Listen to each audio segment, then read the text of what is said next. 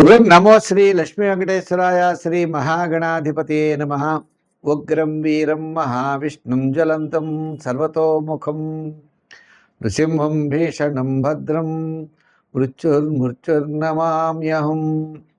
ప్రేక్షకుల నమస్కారాలు తెలియజేస్తూ ఈ వారం రాశి ఫలాలు జూలై 19 నుంచి జూలై 25 వరకు ఉన్నటువంటి గ్రహాల యొక్క పరిస్థితిని అనుసరించి మనం రాశి ఫలాలు తెలుసుకుందాం. అయితే ముందుగా మనకి ఈ 19 నుంచి 25 లోపల ముఖ్యమైనటువంటి పండుగలు చూసినట్లయితే 25వ తారీఖు తొలి ఏకాదశి అవుతోంది. శయన ఏకాదశి అంటారు. ఆ రోజు చాతుర్మాస్య ప్రారంభం. ఆషాఢ శుద్ధ ఏకాదశి లగాయతు. మనకి కార్తీక మాసంలో ఈ వ్రతం పరిపూర్ణమవుతుంది. 4 మాసాలు పూర్తవుతాయి. ఆషాఢం నుంచి భాద్రపదం, భాద్రపదం నుంచి ఆశ్వీజం, ఆశ్వీజం నుంచి కార్తీకం. ఈ 4 మాసాలు అయ్యేటప్పటికీ చాతుర్మాస్య వ్రత దీక్ష అంటారు. ఈ 4 మాసములు విష్ణుమూర్తికి చాలా ప్రీతి అయినటువంటి మాసములట.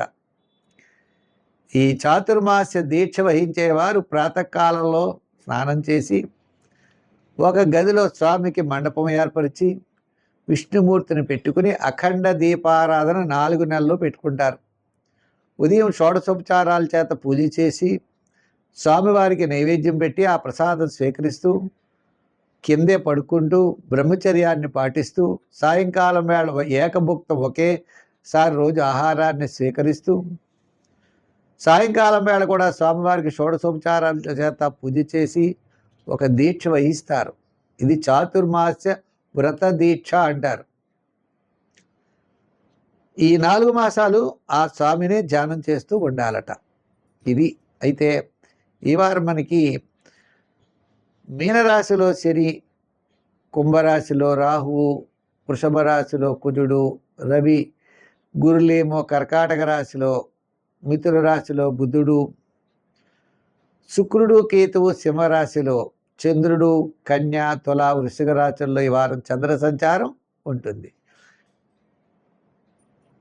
వృశ్చిక రాశి, ఈ వృశ్చిక రాశి వారికి ఈ వారం చాలా అత్యద్భుతంగా ఉన్నది. భాగ్యస్థానంలో ఉన్నాడు గురుడు. భాగ్యస్థానం అంటే 9వ స్థానంలో గురుడు ఉన్నాడు. కుటుంబ ఆర్థిక సంతానపరమైన డెవలప్మెంట్స్ బ్రహ్మాండంగా ఉంటాయి. 6వ స్థానంలో కుజుడున్నాడు.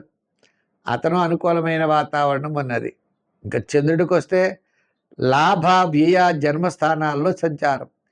ఈ వారం వార ప్రారంభం, కార్యజయం, ధనలాభం, బంధుమిత్రుల యొక్క సమాగమం, నూతనమైన ప్రయత్నాల్లో అనుకూలత.